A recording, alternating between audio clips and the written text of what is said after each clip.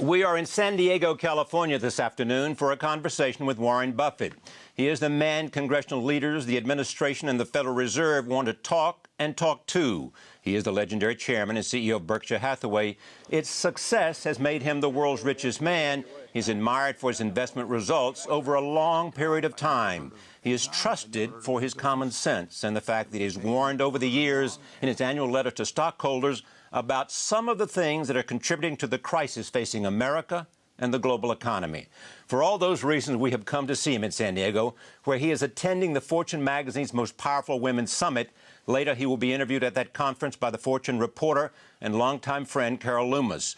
We come this evening from the studios of our public television affiliate in San Diego, KPBS. I thank my friend Warren Buffett for taking time in a busy schedule to talk to us. My pleasure, Charlie. Let me talk with the news of today. You have announced an investment of $3 billion in General Electric, along the same terms as the Goldman Sachs investment. Almost identical. Mm-hmm. Right. Why GE? Well, I got a call this morning from a friend of mine at Goldman Sachs saying they might be interested in such an investment. I'm familiar with the company. I've known the management, the current management, Jack Welch before Jeff Immelt. I've known them for decades. And so I understand their businesses. We do a lot of business with them. And, GE is going to, I think it's the longest running stock in the Dow Jones Industrial Average. It'll be 100 years from now. It'll be around. I hope I'm around then, too. And it was an attractive investment. And we've had a lot of money around over the last few years, and we're seeing some things that are attractive now. Are you looking at other things? I look at everything, Charlie. That's my job. I really do. I mean, every day. I'm thinking about everything. Yeah. I know. But cash is said to be king now. I mean, are you sitting on a lot of cash so that this is a time for Berkshire Hathaway and Warren Buffett to look carefully at a lot of opportunities? Yeah, we want to use cash. The reason we haven't used our cash a few years ago is we just didn't find things that were that attractive. But when people talk about cash being king, it's not king if it just sits there and never does anything. There are times when cash buys more than other times, and this is one of the times when it buys a fair amount more, and so we use it. There's a time to accumulate and a time to spend. Absolutely. Yeah, you want to be greedy when others are fearful, and you want to be fearful when others are greedy. It's that simple. And where are they now? Fearful? They're pretty fearful. Yeah. In fact, I in my adult lifetime, I don't think I've ever seen people as fearful economically as they are right now. And why is that, you think? Well, it's because they have seen the credit market seize up. They've gotten worried about money market funds, although the latest proposition from government should take care of that.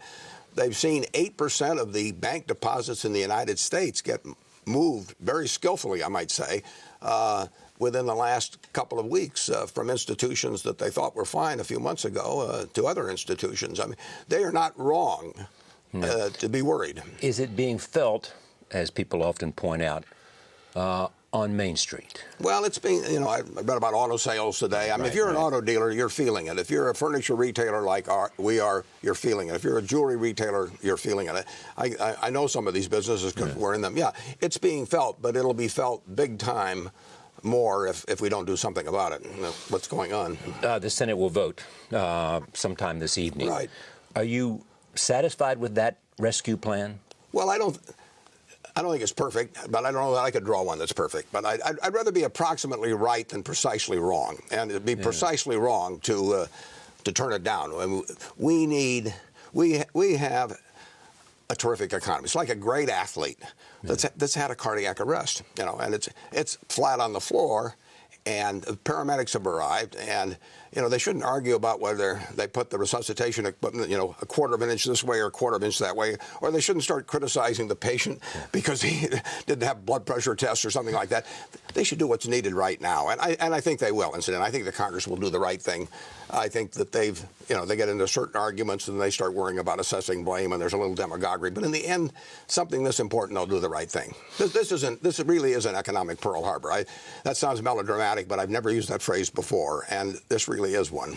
But go through why that is true, beyond the fact that there's a freeze on credit, beyond the fact that nobody's making loans, beyond the fact that banks don't lend to banks, beyond the fact that Treasury bills are at a low. Yeah, when 40 billion of Treasury bills are sold like they were last week, 7-day Treasury bills, at a yield of 1/20th of 1%, that means the whole country is basically at the point, virtually, or a lot of the country is at the point of putting their money under the mattress. I mean, you're only 1/20th of 1% away from where it's better to put it under the mattress. You don't want 300 million Americans putting their money under the mattress. I mean, this economy doesn't work well without the lubrication of credit and trust, and that's been lost, and it's a huge problem. What you have is the major institutions of the world all wanting to deleverage. They want to take down their assets and liabilities. They want to, what seemed so easy to borrow against a year ago, now it looks like rat poison to them. So they're trying to deleverage. There is only one institution in the world that can leverage up in a way that's at all a countervailing force to that. That's the United States Treasury. Are you approving of what has been taking place along the stages that got us to where we are now? Well, whether it's Bear Stearns or Lehman Brothers or AIG or Freddie and Fannie or what you've done with Goldman Sachs and the rest? Yeah, I think that basically the right things have been done, but no one saw the tsunami coming, fully. And so when Bear Stearns came along, it looked like if you stopped the flood at that point, you didn't have to worry about being downstream from it. And I think the Fed did the right thing there. And I really thought that would probably halt runs on other major institutions, but it didn't. We have seen wave after wave, and admittedly, there's been somewhat of an ad hoc response to it. But I'd rather have an ad hoc response than no response at all. And I don't think the Treasury could remotely have gone to Congress 3 or 4 months ago and laid out the scenario of what's happened and been credible and gotten the necessary tools. I think it took a crisis like this. And asking for the power it was asking for and the levels it was asking for. No, they wouldn't have gotten it. So I think it's been, kind of like a tragic play to this point. But at this point, I think it's clear, and it will be clear to a majority of the Congress, I think it's clear to the American people, that there is only one countervailing force to a world where financial institutions are trying to sell instruments every day and where credit has dried up, and that's the United States Treasury. But at the same time, there has been, and congressmen and women will tell you this, a resistance across the country because they think, as you well know, it's a bailout of Wall Street, and that they are sitting there in their own economic life, and nobody's coming along to say, we're here to help you, we're from the government. Yeah. Well, the patient that's on the floor with a cardiac arrest is not Wall Street. It's the American economy. I mean, do you think they understand that yet? Because that's the question of communication. Yeah, I think they probably don't. And I think anytime you couple the term Wall Street with bailout or something like that, I don't like what's going on at Wall Street. I don't like what's going on in executive compensation. But I don't want to give a lecture to this body that's out there, having had the heart attack. I want to get it back functioning. And as a practical matter, I mean, if you were at Bear Stearns and you were a shareholder, you lost 90 to 95% of your money. A good many lost their jobs. They lost very cushy lives, many of them. If you were at Lehman, the same thing happened. If you were at AIG, the shareholders are getting creamed on these things. And those shareholders are not just a bunch of big shots in Wall Street. Those are pension funds, and those are investors all over the country. I wouldn't worry too much about that. Justice won't be perfect on it. I mean, you may be very mad at some guy that walked away with a huge golden parachute, but that really isn't the important thing. I mean, if Pearl Harbor came along, you could have said the planning was wrong by the military ahead of time, or maybe the battleship shouldn't have all been in the harbor and all that kind of thing. Right. It doesn't make any difference. It's I mean, the job, it's Pearl Harbor, and you better not spend weeks and weeks and weeks trying to assign blame or deciding on a complete plan for fighting the whole war, and letting a committee decide where the battleship should go and all of that. You better spring into action with the best people you have. You have never seen anything like this in your life. No, I haven't. Yeah. There are those who argue that we're headed for a recession, and they look at depression as the great fear. Sure. Is that a possibility if this plan doesn't work? Yeah, it's a possibility. Yeah, we have about 6.1% unemployment now. We've been in a recession by any common sense definition, because if you look at the American public, they've got 20 trillion, I should say, worth of residential homes. They got 20 trillion worth of stocks, very roughly. Those are the two big assets of American families. They're both down dramatically, for different families. But 95% of the people, at least, are worse off in terms of their residential wealth plus stock wealth from a year ago or 2 years ago. That is bleeding into the real economy. I mean, that's bleeding into auto sales and jewelry sales and furniture sales and all that. But that wave is just starting to hit. And if the paralysis we have in the credit markets, if every company continues to feel all we want to do is get our balance sheet down, sell assets, it's just the start of what can happen. Unemployment's going to go up under any circumstances. I mean, the 6.1 is going to go higher. But whether it goes and quits at 7 or whether it quits at 10 or 11 or 12 depends on, among other things, the wisdom of Congress and then the wisdom of, in terms of carrying out the plan that Congress authorizes. Would you say that this plan, which you have argued very strongly the Senate ought to pass and the House ought to pass, is simply the plan that we have, and I don't have a better idea, but it's essential for the confidence of the nation and the system? Yeah, and I just worry about whether it's enough. But I think it is. What? Every day that goes by, I mean, if you don't react to Pearl Harbor for a week or 2 weeks or 3 weeks, you are behind in the war that you otherwise would have fought. But it's very important that the determination of the U.S. Congress to do what is needed be made evident this week and by the actions of most of the members. I mean, you're not going to get total assent. What makes you confident that this plan will work? Well, I think I don't think you could have a better Secretary of the Treasury than Hank Paulson. I mean, he is in there at the wrong time. He probably shouldn't have taken the job. He's a friend of mine, but he knows markets. He knows how corporations work. He knows money, and he's got the interest of the country at heart. And so you've got the right person. You've got a wonderful person with Sheila Bair. Most of the viewers have never heard of Sheila Bair. Sheila Bair, in the last 2 weeks, has taken 8% of the deposits in the United States and seamlessly moved those over to sound institutions, which in turn have gotten more capital into them. It's been a magnificent job. 8% of the deposits in the United States, tens of millions of depositors, and nobody's ever heard of her. She'll never get a golden parachute or any severance pay or anything. She's done a great job. We've got some great public servants. We have, I think, the right people in there to get the job done, and then they need more tools. And those more tools might be, in addition to what's in this plan? Well, they need plenty of money, and they really need plenty of flexibility to carry out this plan. They also need, in my view, to very much tie it to market prices. I have said, Charlie, that the $700 billion, if they buy mortgage-related securities or mortgages themselves at current market prices, they're going to make money over time because the United States government has staying power and it has a low cost of borrowing. And if I could take 1% of that $700 billion pot and take the gain or loss from it and be their partner, and they would buy the stuff at market, I'd make a lot of money. Yeah. No, you have hedge funds and people like that buying these assets to yield 15 or 20%. I mean, that's the buyer for these people that are trying to unload them. The US Treasury has got borrowing costs like nobody else has. They can borrow basically unlimited amounts. They can stay there for years and years. These assets will be worth more money over time. So when Merrill Lynch sells a bunch of mortgage-related assets at 22 cents on the dollar, like they did a month or so ago, the buyer of those is going to make money, and he's going to make a lot more money if it happens to be an institution like the U.S. government, which has very, very cheap borrowing costs. So you are saying to those taxpayers who are worried about what's going to happen to $700 billion, chances are good that when these securities are purchased and sold, you'll get a lot of your money back. I think you'll or get all of your money back, and maybe something else. I would bet on it. I mean, if I got a chance to take 1% of the deal either way, I would make that bet. When Berkshire Hathaway's laid out $3 billion for GE today, we didn't spend it. We invested it. When the federal government buys the mortgages, they're not spending it, they're investing it. Now, they're investing it in distressed-type assets, but they're buying them at distressed prices if they buy them at market.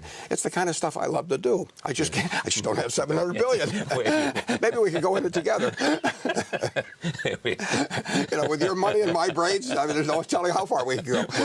Whatever. I'll take the deal, whatever you want to do.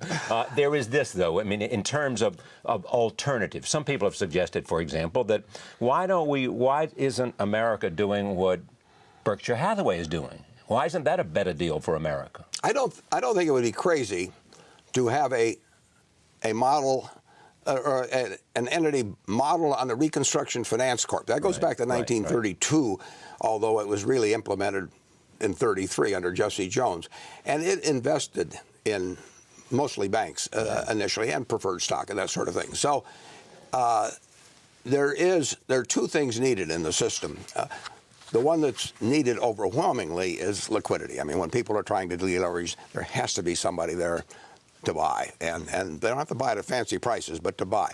And then there's also a capital problem with some of the institutions.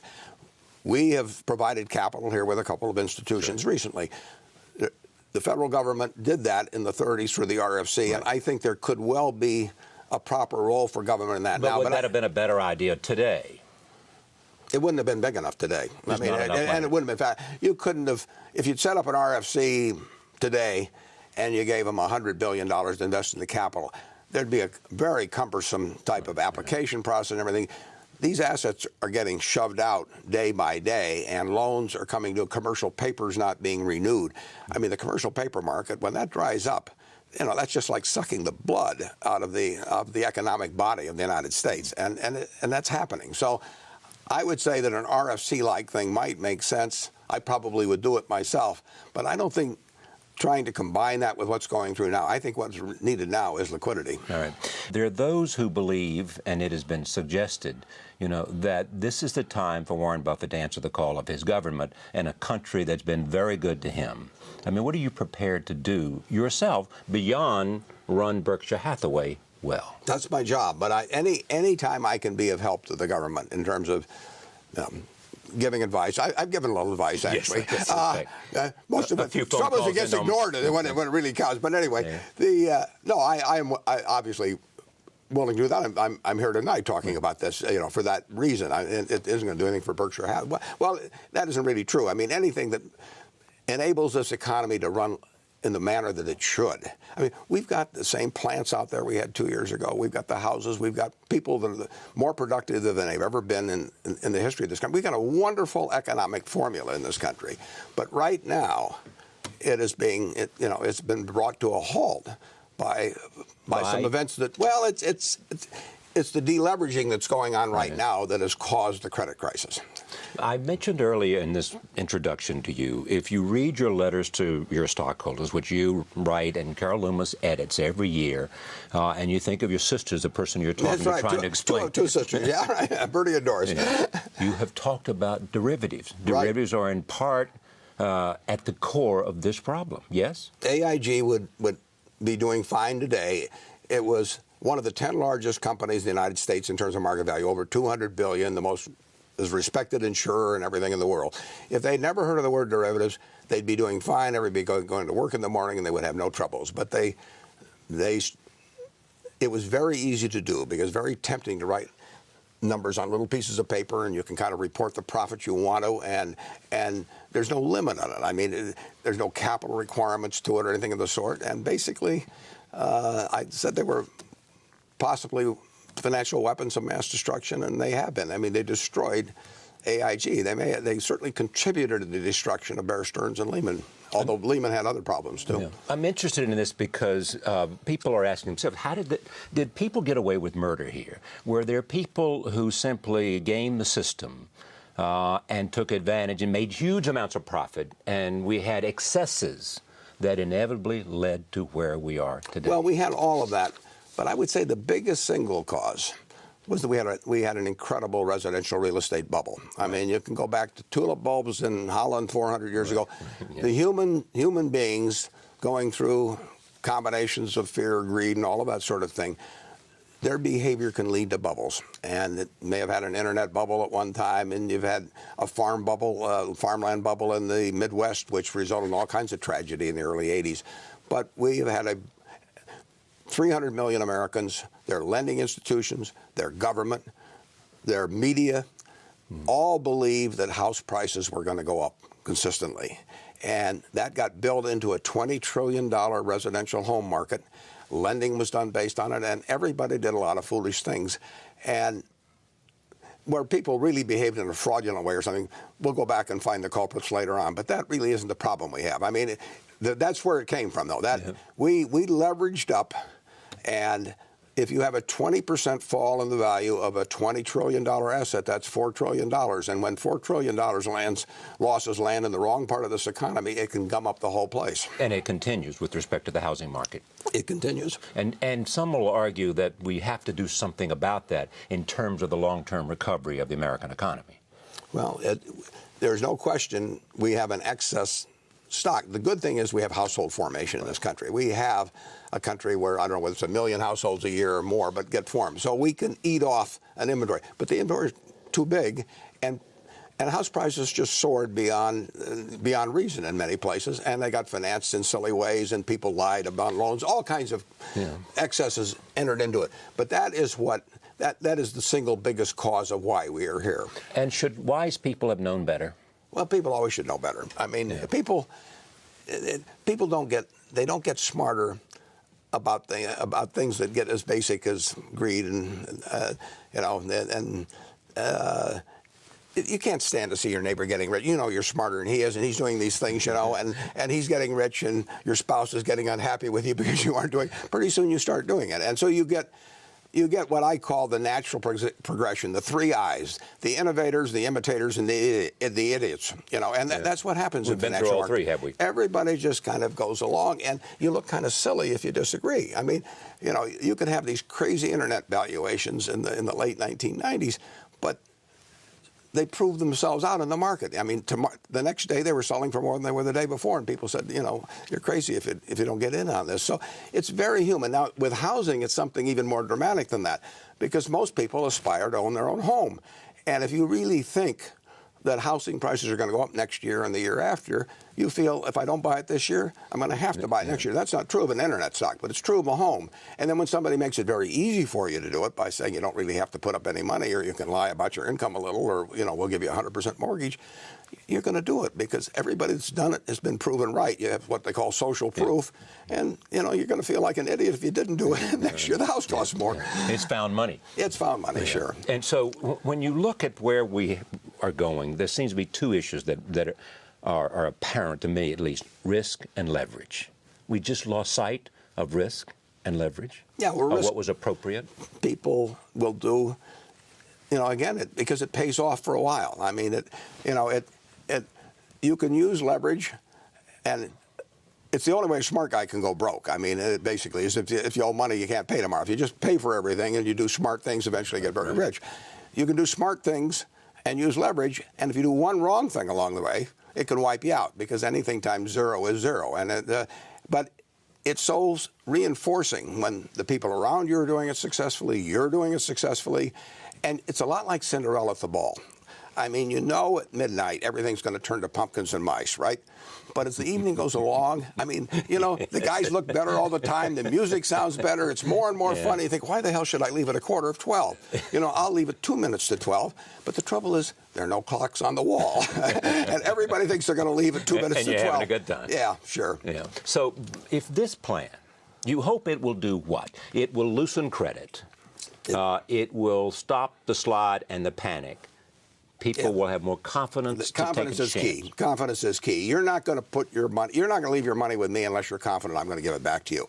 And at this point, when Treasury bills, that 7-day Treasury bills at 1/20th of 1%, it's not because people want to earn 1/20th of 1%. It's because they trust the fact the Treasury will give it back to them next week. Right.